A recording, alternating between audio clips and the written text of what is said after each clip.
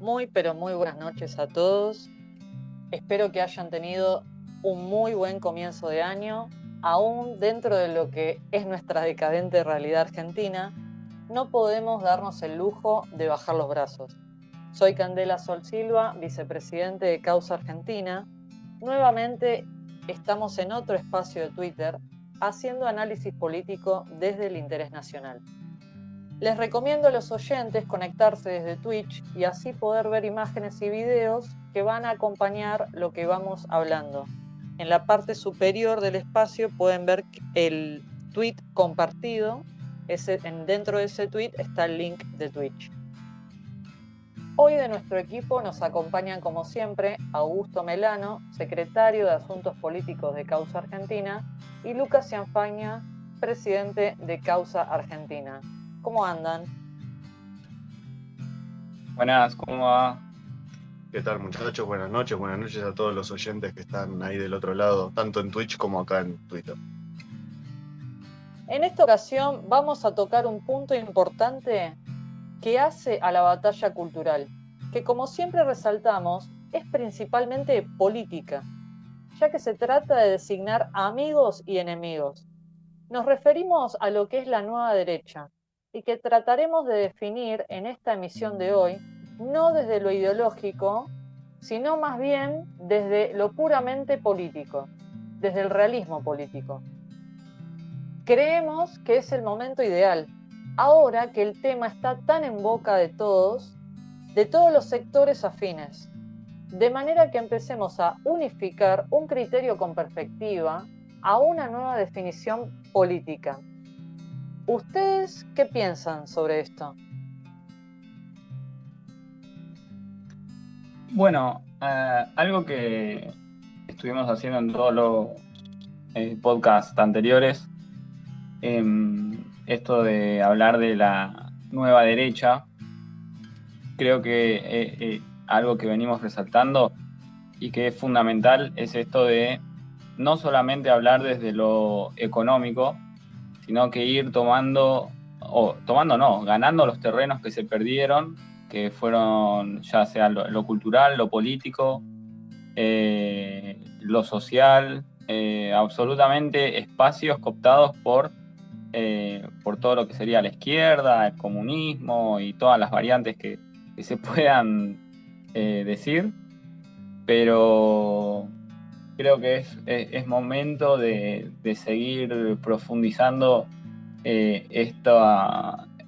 este tema, más en lo político ahora que se fue ganando un poco más de terreno, pero resaltar que hay cuestiones políticas, cuestiones de poder, cuestiones culturales, etcétera, que hay que empezar a bajar línea y mantener un discurso dentro de lo que sería la nueva derecha para poder aglutinar y tener argumentos y fundamentos para poder sostenerse en el tiempo, porque si uno habla solamente de economía, eso no sirve.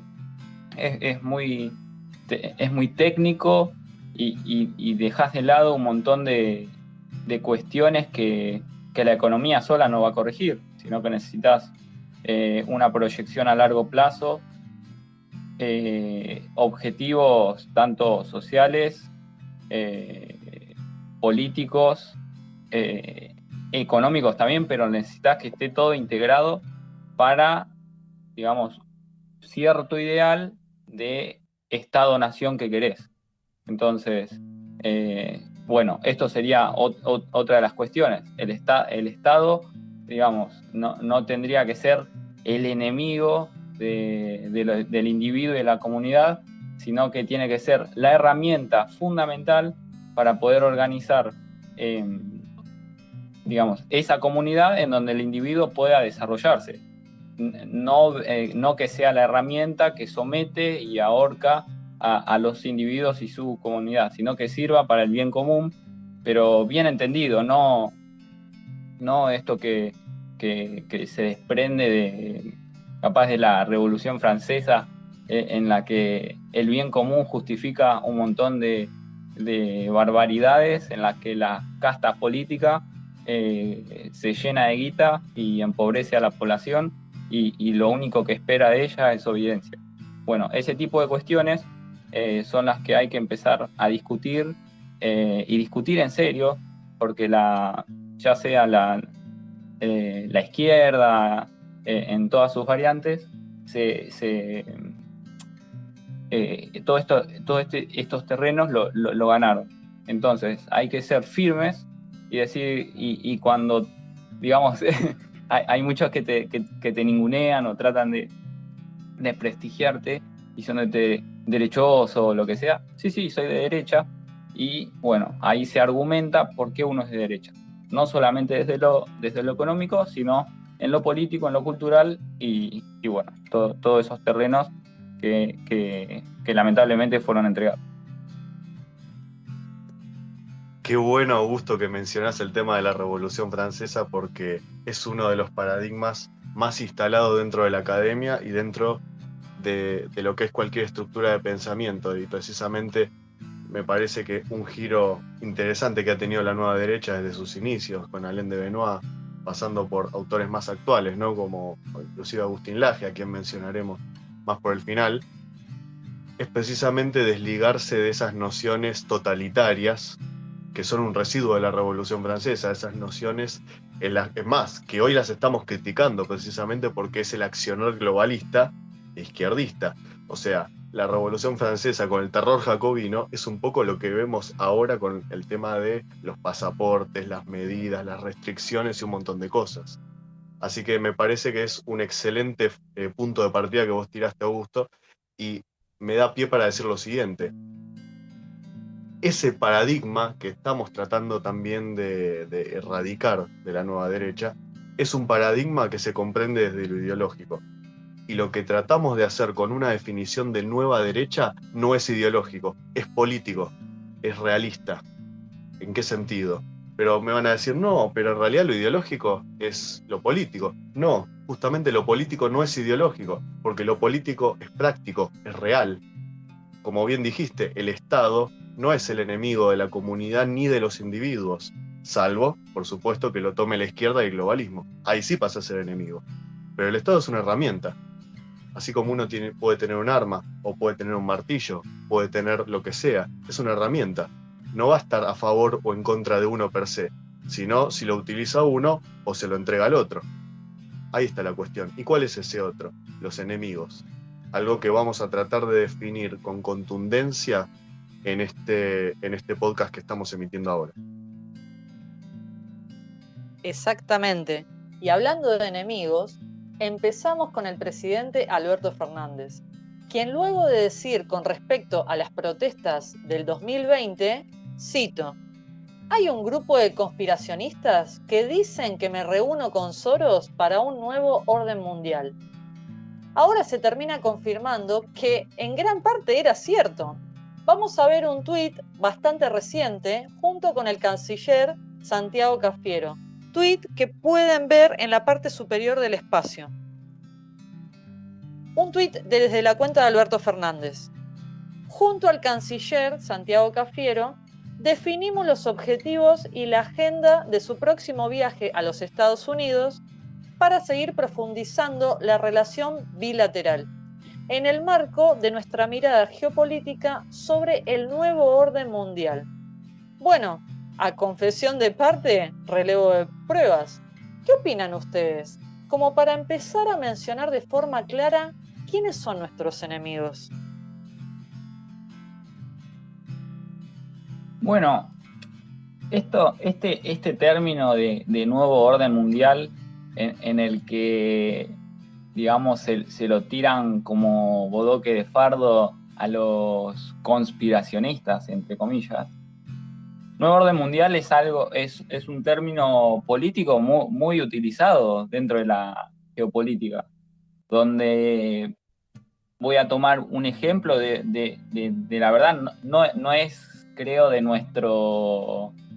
nuestra línea de pensamiento o defensor de nuestro interés nacional, pero Henry Kissinger, es un gran politólogo digamos, que lo usa el globalismo y viene de hace décadas diseñando políticas para el mundo en sí, en donde él, digamos, tiene encima un libro que se llama Nuevo Orden Mundial, en donde explica las diferentes miradas de esto.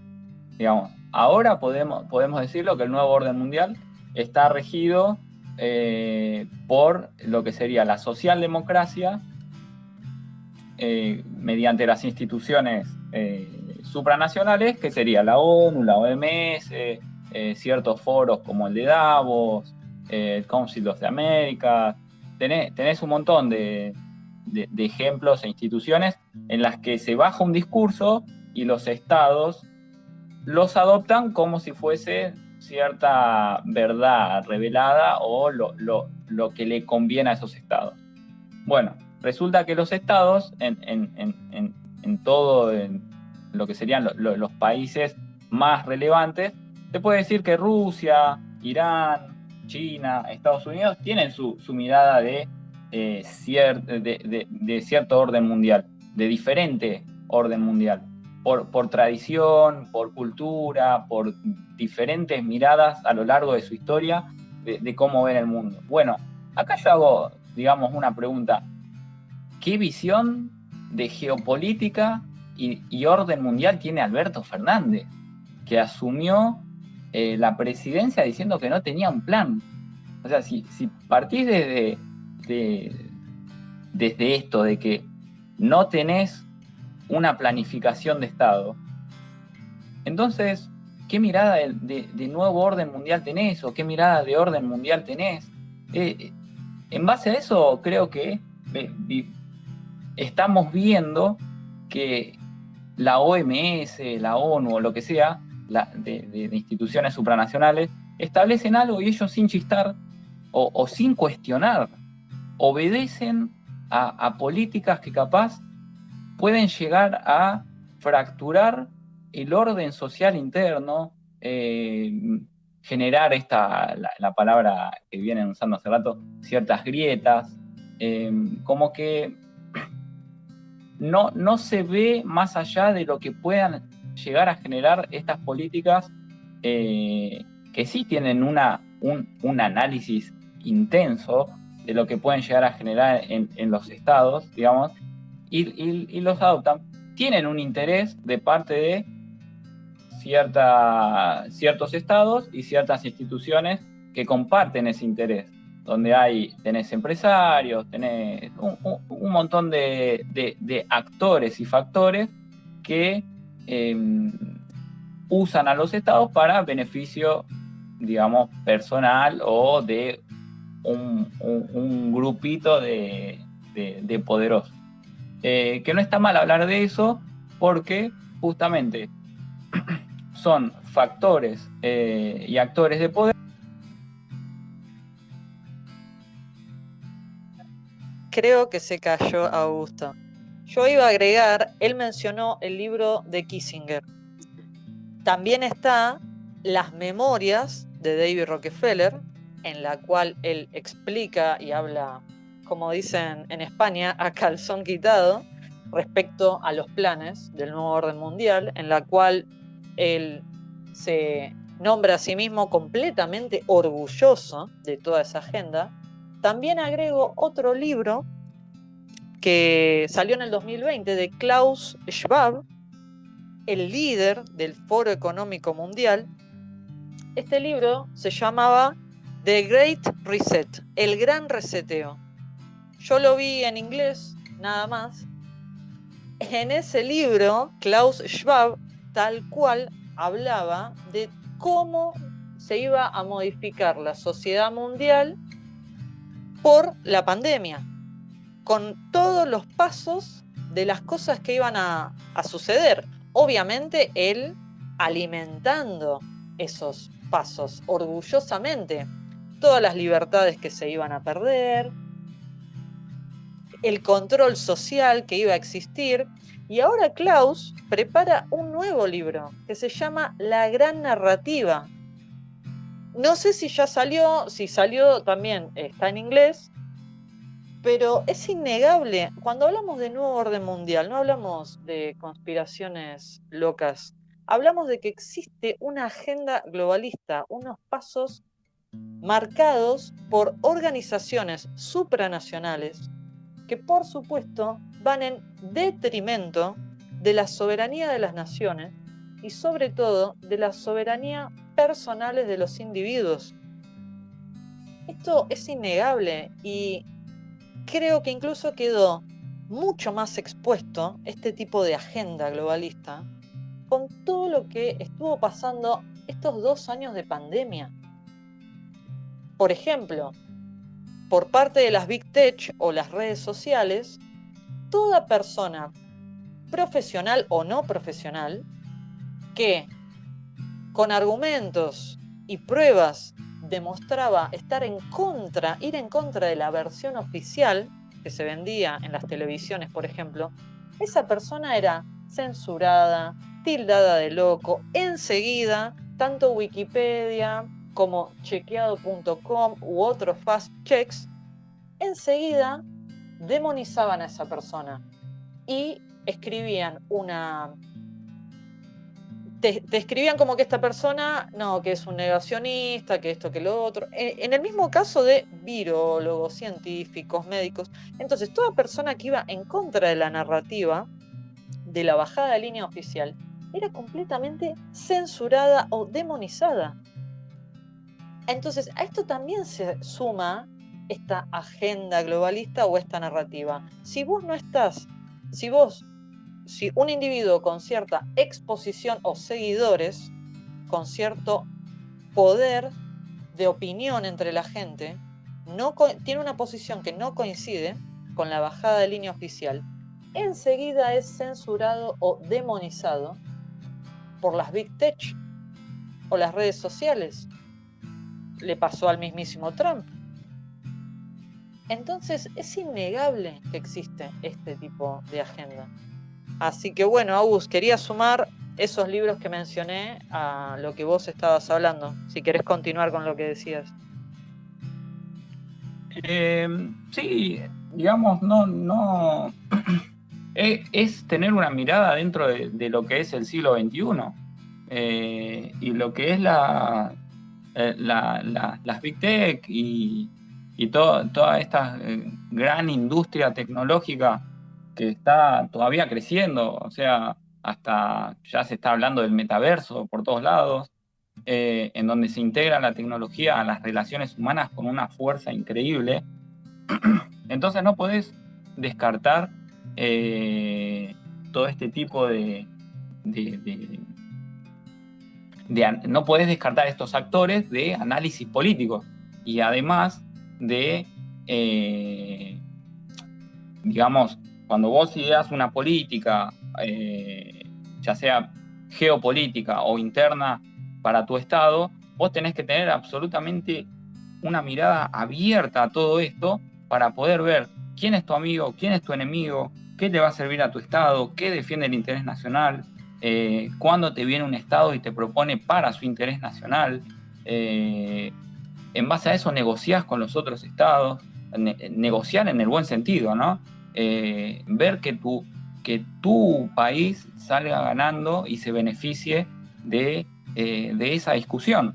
Capaz son dos estados que tienen miradas distintas, pero tu orden, tu visión de orden mundial o tu geopolítica de cómo ubicarte en el mundo te va a hacer generar una política pública que engrandezca a tu estado y poder tener un estado digno, ¿no? Esta basofia que tenemos ahora. Muy de acuerdo con lo que vienen diciendo. Entender lo que es un nuevo orden mundial es pararse simplemente sobre la Tierra, sobre el planeta Tierra. Otro no tenemos todavía para habitar. Marte quizá, pero en algún otro momento.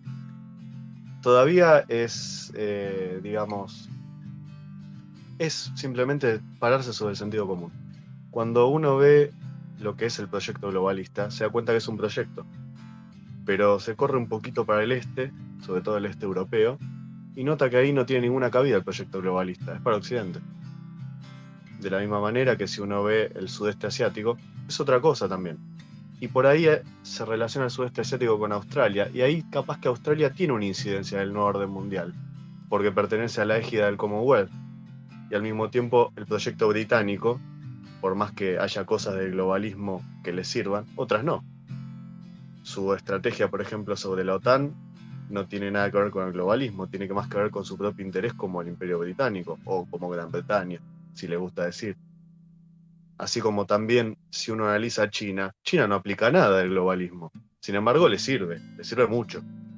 Pero bueno, se trata de entender eso. Hay distintos proyectos que van a ir confluyendo, lo había dicho Augusto al principio. Digamos, Rusia va a tener su visión de orden mundial, y esto se está todavía gestando, es decir, se está reorganizando el mundo de alguna manera, porque no hay una hegemonía clara, ya se demostró que no la hay, ni de Estados Unidos, que ya sabemos que está en franca decadencia respecto de su poderío económico, el cual está totalmente retirado.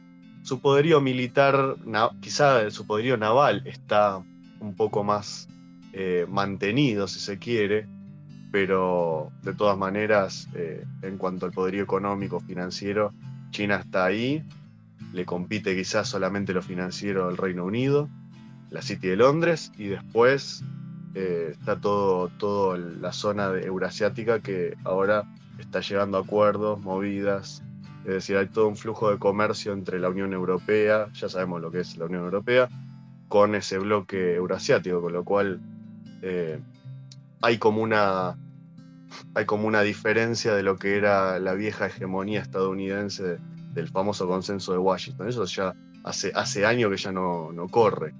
Y pararse con esas categorías, como se hablaba antes del neoliberalismo, ya no va más eso.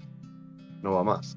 Entonces me parece que la nueva derecha, lo que es como un concepto que podríamos decir que es netamente occidental, ¿no? En su nacimiento. Por más que incluso después lo conformen países del este de Europa como Polonia, Hungría, por supuesto que están incluidos. Pero quizá como concepto, como idea, nace acá en Occidente. Y hasta podríamos decir un poquito en Europa y mucho en América. Entonces tenemos que entender que la nueva derecha necesita disputar un paradigma también geopolítico. Necesita pararse en el mundo y decir, yo no voy a convalidar este sistema internacional. Y tratar de cambiarlo en la medida que sirva no solamente al interés nacional de los países, que eso debería ser una obviedad, pero también a los principios que buscamos defender dentro de ese interés nacional, ya sea el principio de la libertad, tanto del individuo como del país de elegir su destino, así como la soberanía, la capacidad de generar un destino propio y también de, por lo menos, tener una voz en el plano internacional que a uno le permita no estar condicionado necesariamente por los demás actores. Por supuesto hay que negociar, eso es política, ¿no? Hay que llegar a acuerdos con otros países, pero también hay que tener la capacidad de poder tener una voz en el acuerdo. No significa solamente sentarse en la ONU y dar un discurso. Significa recuperar capacidad económica, industrial, que tu país tenga un peso. Es decir, que ese peso signifique que el país pesa en el mundo y que tiene condiciones para imponer, o por lo menos para pedir y negociar. Y que tenga fuerzas armadas para bancársela en el caso de que aún así le digan que no y quieran avanzar sobre él. Entonces, hay un montón de cosas que se tienen que discutir y hablar de nuevo orden mundial no es caer en ninguna conspiración, porque si hay algo que le sirve a este sistema es simplemente tildar de conspiración a cualquier cosa que tenga que ver con la realidad misma. Exactamente. Y hablando sobre enemigos, no solamente tenemos al oficialismo dentro del país, también están lo que se hacen llamar opositores, pero que en los hechos demuestran siempre su complicidad como parte que son de esta casta política antinacional. Miremos esta noticia de La Derecha Diario del 21 de diciembre del 2021. Papelón del PRO. Convocó a una sesión para bajar bienes personales, pero faltaron diputados y el kirchnerismo subió el impuesto. La diputada Crescimbeni y el diputado González del PRO faltaron a la sesión especial que convocó Juntos por el Cargo para bajar el impuesto a los bienes personales. Y el Frente de Chorros aprovechó la situación para subirlo en una votación que terminó 127 a 126. Es decir, con esos 2 diputados que faltaron, perdían la votación 128 a 127. En la misma sesión en la que se rechazó el presupuesto del 2022, Juntos por el Cargo había hecho valer sus votos y convocó a una sesión especial para el día donde se trató elevar el piso de bienes personales, para así lograr que el impuesto afecte a menos personas. El impuesto de bienes personales, que comenzó como un tributo temporal, pero ya lleva una vigencia de 30 años, se aplica sobre los bienes en el país y en el exterior, al 31 de diciembre de cada año. Cuando la evaluación total de los bienes supera los 2 millones, hay que inscribirse en el impuesto y presentar una declaración jurada. Temporal como tantos otros impuestos que fueron creados con la misma excusa, de que iban a ser momentáneos, pero no solo continuaron en el tiempo luego de ser creados, sino que también con el tiempo fueron incrementando el impuesto. Entonces, terminamos siempre en la misma situación. Un oficialismo que no tiene ninguna solución para los trabajadores honestos y que lo único que saben crear son impuestos. Lo único que saben hacer es ahogar cada vez más a los que sí trabajan, a los que sí saben generar riquezas, y ahogarlos. Lo único que saben es crear más puestos en el Estado, más gente que no resuelve, algunos que ni siquiera van a trabajar, son contratos completamente fantasmas, sueldos inútiles, y subir los impuestos, subir la carga impositiva a las personas que sí trabajan. ¿Qué piensan ustedes sobre la famosa derechita que acá y allá siempre termina mostrando la hilacha? O como dice el gran Agustín Laje, la derechita cobarde. Bueno, es parte de la casta, gran mayoría de la oposición, más los que se autodenominan de derecha. A veces uno los escucha hablar de economía, puede que esté todo bien, pero se vienen aceptando este tipo de impuestos hace años que son temporales y todavía están vigentes, y los modifican y los ajustan, y a la ciudadanía la exprimen y la exprimen para mantener a estos tipos que no... creo que lo único que te dejan es 50% de pobreza. Bueno, es un poquito menos, pero en niños y jóvenes tenés esos porcentajes. Algo de lo que quería aclarar también es qué peligroso es esto de obedecer absolutamente todo lo que se legisla y no decir, che, loco, esto había que sacarlo porque era temporal. Y esa falta de mirada política de las cosas es bastante peligroso, diría yo. Imagínense que todas las restricciones que estamos viviendo ahora en lo que tiene que ver a los derechos civiles, a derechos humanos, que digan, no, esto es temporal, y pasen 30 años y sigan estando. Está bien, no es económico, pero es político, es social. Qué interesante sería seguir hablando de estas cuestiones de ganar terreno, como dije en el principio, en lo que tiene que ver con una mirada política que beneficia al interés nacional o a la población. A las dos cosas, en verdad. Porque si no te pasa esto, crees que estás eligiendo a alguien que te va a representar solo por ser oposición de, y sin embargo tiene la misma mirada de las cosas. La Agenda 2030 en Argentina la implementa, que es política, la implementa Macri en 2015 acá en Argentina, y la mantiene el frente de chorros. Es como en economía, como que discuten o se pelean en ciertas cuestiones, pero en política comparten absolutamente todo. Como que implementan, como no tienen planes políticos, implementan todo lo que viene de afuera. No cuestionan y obedecen. Y esa obediencia peligrosísima es la que hay que empezar a destruir dentro de las bases sociales para que los políticos no avasallen esto, ya sean derechos civiles, derechos comerciales, derechos humanos. Si no, quedás con una sociedad totalmente pobre, porque a todos se lamentan y todo eso, pero parece que a todos les gusta, todos implementan pobrismo.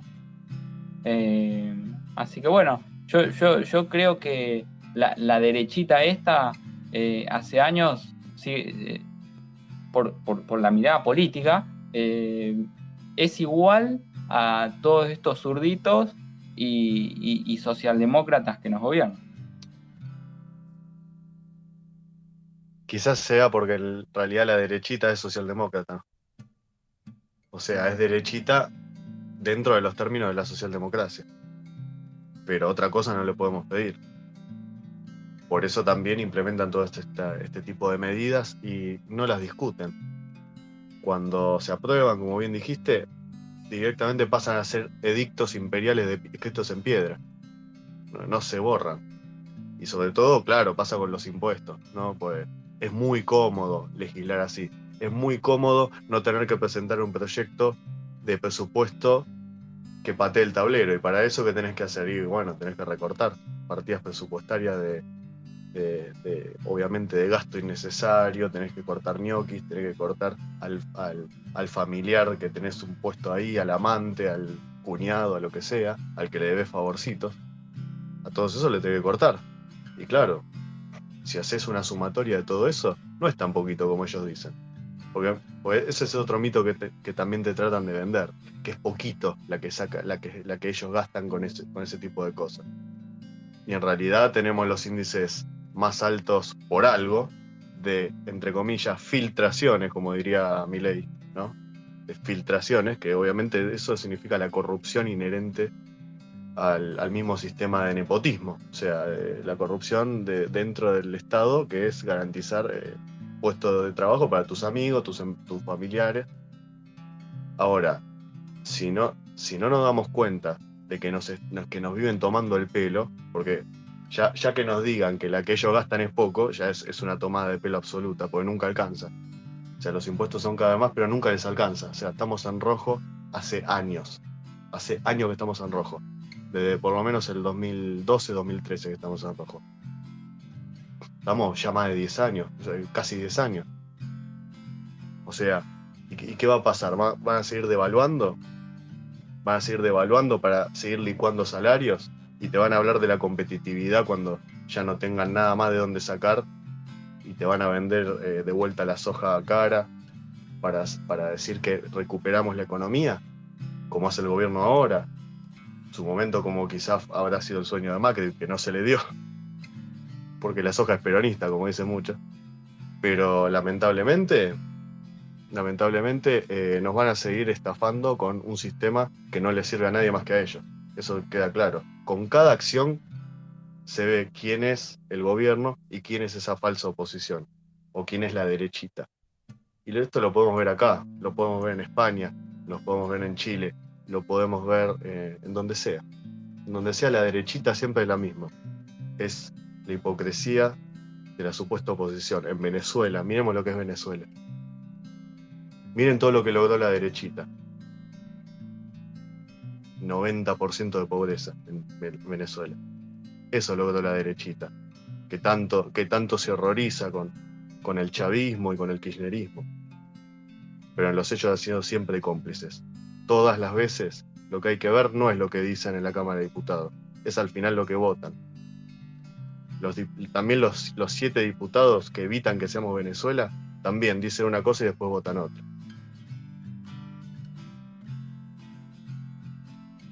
Luego podemos mencionar a quienes hoy son enemigos en el plano internacional. Por un lado, China como potencia geoeconómica consolidada y por otro lado, el proyecto globalista con el que tiene bastantes afinidades, al menos mientras sirvan a sus objetivos. Les recuerdo a los conectados, les recomendamos que se conecten a través de Twitch. En la parte superior del espacio de Twitter tienen el link. Ahí mostramos las noticias que vamos analizando o pasamos imágenes o videos. Vamos a ver esta nota de La Derecha Diario. China anticipa que la pandemia no terminará en 2022 y le pide a la OMS que no diga más que el fin del COVID está cerca. En un artículo en el Global Times, la dictadura comunista disparó contra la OMS por decir que el fin de la pandemia podría darse el año que viene y aseguró que a la pandemia todavía le quedan varios años. Ante las recientes declaraciones del director de la Organización Mundial de la Salud, Tedros Adhanom, en donde dijo: el 2022 debe ser el año en que terminemos con la pandemia. El Global Times, el diario de la dictadura china para Occidente, anticipó en una editorial que ese no será el caso. El periódico chino desligó de culpas a su país y agregó que la pandemia solamente terminará si la OMS puede desempeñar un papel de liderazgo para poner fin a la desigualdad en las vacunas y abandonar la politización. Una declaración extraña, dada la postura pro-China que viene teniendo tanto la ONU como la OMS en los últimos años, sobre todo durante la pandemia. El virus empezó en China y muchos especulan que provino del laboratorio de virología de Wuhan, ciudad donde comenzó la pandemia. También es un gran interrogante por qué el régimen chino aisló a la ciudad de Wuhan del resto del país, pero no los vuelos internacionales. En diciembre del 2019 y enero del 2020, los residentes de Wuhan podían viajar a Italia, a Alemania, a los Estados Unidos o a otros destinos fuera de China, pero no podían ir al resto de las ciudades de China. Si China dice que la pandemia no terminará en 2022, a pesar de la histórica campaña de vacunación mundial que se logró poniendo las dosis sin costo, prácticamente, en todos los países del mundo, es porque sabe algo que el resto del mundo no. En mi opinión, si algo quedó completamente demostrado, sobre todo estos 2 años de pandemia, es que las instituciones globalistas están a los pies y a merced de China. Trabajan para sus intereses. La OMS, la ONU, Bill Gates, instituciones que dicen obrar por el bien de los ciudadanos, por la salud. Sobre todo, una vez que Donald Trump fue sustituido por el globalista y pro-chino de Joe Biden. Una vez que con la llegada de Joe Biden, la figura geopolítica de Estados Unidos quedó completamente desdibujada del mapa, China aprovechó esta situación para poner quintas fondo con su agenda, con sus intereses. Esto es innegable. Más allá de algún que otro opinión de algún líder de momento diciendo que China tenía que dar explicaciones con lo que sucedió, no pasó más de una mera declaración. Las investigaciones que se quisieron hacer, China las frenó por completo y nunca nadie le hizo rendir cuenta de nada. Nunca le hicieron cobrar a China o jamás le pidieron explicaciones. China hizo lo que quiso en todos estos 2 años. Entonces, volviendo al comienzo del programa, es innegable una agenda globalista, es innegable un nuevo orden mundial dirigido por China y por las instituciones que responden a ella. Eso no se puede negar.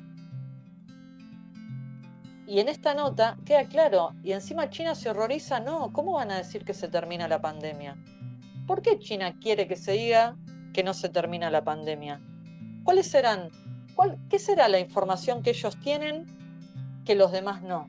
¿Cuáles serán sus intereses detrás de que la pandemia, la ausencia de las libertades, la ausencia de soberanía de las naciones, la ausencia de la soberanía personal de los individuos, para que China siga barriendo? China ya viene barriendo con las economías y con las industrias de la mayoría de los países. Pero ahora se ve que quiere ir más allá, ahora quiere barrer con la libertad individual de las personas, no solamente con la soberanía industrial de los países. ¿Ustedes qué opinan? Claramente China viene saliendo muy favorecida con toda la coyuntura que se viene dando. China crece, China parece que se posiciona más fuerte todavía a nivel político. La influencia que tiene en los Estados-nación y en las instituciones supranacionales es tremendo. Desde el inicio de la pandemia la manejó a su gusto y dándole órdenes a la OMS, siendo China, digamos, ni siquiera de los primeros aportantes en lo que es el presupuesto de la OMS, pero sí tienen un poder político y económico interesante en la que parece que son bastante influyentes en este tipo de instituciones que después los estados-nación, digamos, obedecen las órdenes. Lo estamos viendo ahora. China mostró que la pandemia en su territorio mucho no hizo, si bien mostraban algunas imágenes bastante hollywoodenses al inicio de la misma, después por números, ya sea o porque ocultaron lo que sea, no los afectó mucho. Tampoco se los puede cuestionar, así como tratan a sus ciudadanos en donde no puedes criticar, parece que todos tenemos que obedecer, mismo los Estados-nación, y creo que es lo que se viene, que Occidente tome mucho de las estrategias y técnicas de las que toma China con su misma población o con sus, entre comillas, aliados. Así que yo creo que ahí está el tema de que la nueva derecha empieza a tomar el papel que la derecha, que se suponía que era la que representaba los valores de Occidente, empiece esta nueva derecha a cuestionar este tipo de avallazamiento de los valores occidentales. A mí me gusta poner a Vox en el ejemplo de esto. Mantuvo su discurso o su mirada y lo fue modificando igual un poquito, pero desde un principio no se cayó la boca, fue construyendo un poder bastante interesante y dejando al PP en evidencia de que no representa los valores españoles. Creo que eso hay que imitarlo acá en Argentina, hay que imitarlo en Hispanoamérica, digamos. Pues acá uno va viendo el mapa y se va convirtiendo en rojo, parece que se está volviendo todo comunista y los valores, las tradiciones occidentales que tenemos nosotros, capaz a nuestra manera, pero sí tenemos mucho de la importancia del individuo, respetar las libertades, los derechos humanos y todo eso que ya se viene pactando desde que terminó la Segunda Guerra Mundial, desde que cayó el muro de Berlín y todas las atrocidades que hizo el comunismo. Parece que viene un país comunista en el que te sirve que su población te fabrique más barato y vos le agachás la cabeza. Bueno,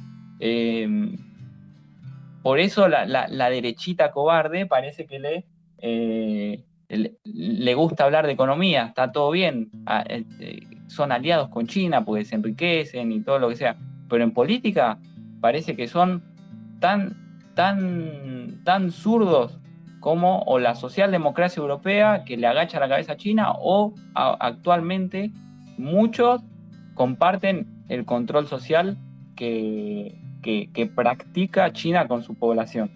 Ese tipo de cuestiones, como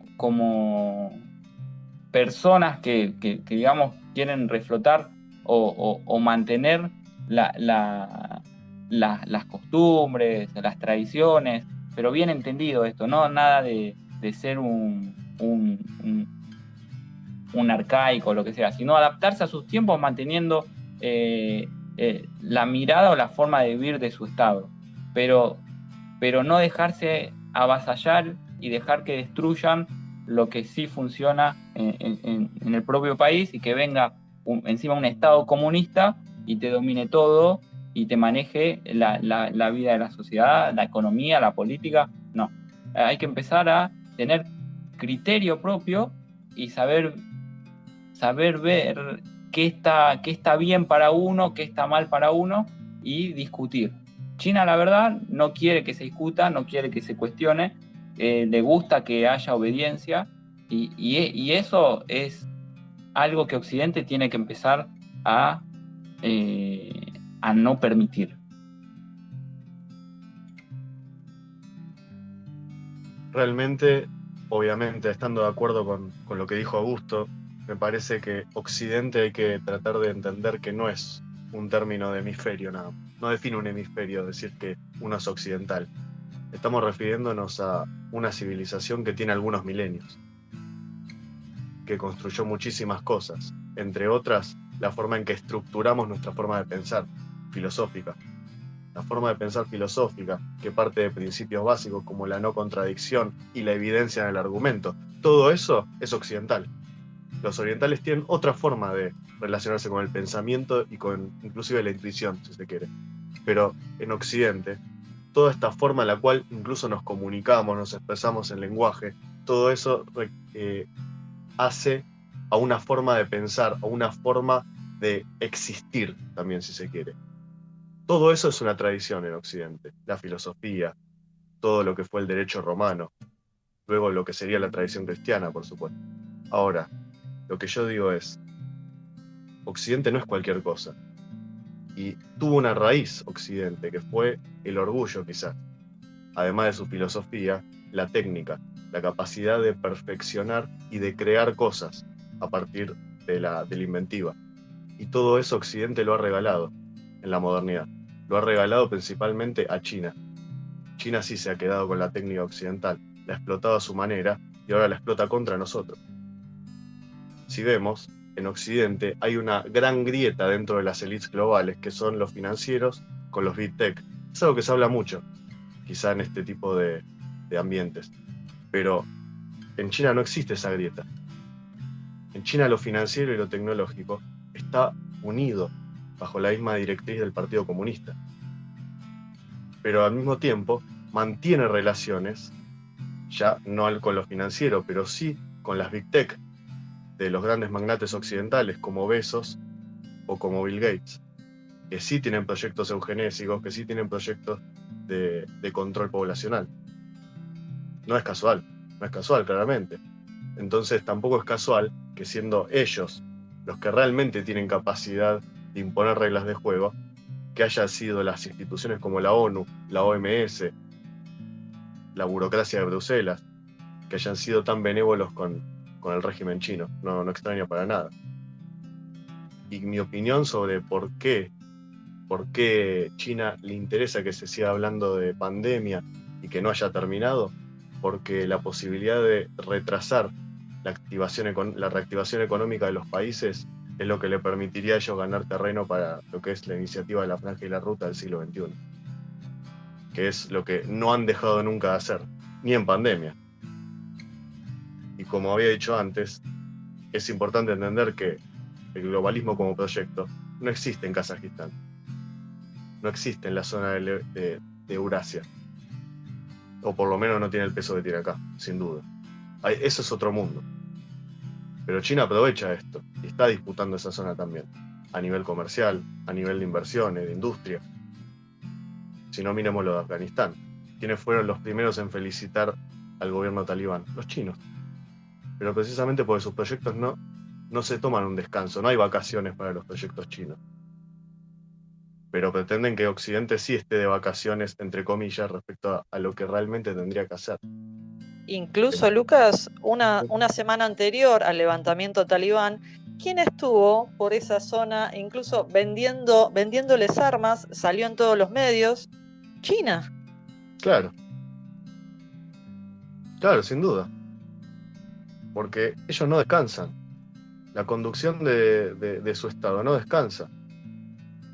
Pero se ha infravalorado en Occidente el rol del Estado, al punto de volverse una simple burocracia cobradora de impuestos.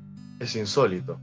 Lo que debiera ser la herramienta de representación de los intereses nacionales se terminó degradando en esta fachada de quizá buena política, de política obviamente políticamente correcta, buenos discursos, entre comillas buenos, ¿no? Estoy hablando de lo que la precaria capacidad le da a nuestros dirigentes también. Pero se ha transformado en eso, en esa decadencia, en parte de la decadencia de Occidente. Me parece que entender por qué es importante la defensa de Occidente es también entender qué es lo que tenemos que recuperar para una buena, digamos, una buena política, en principio defensiva, contra todo este avasallamiento, tanto del proyecto globalista como de los intereses chinos.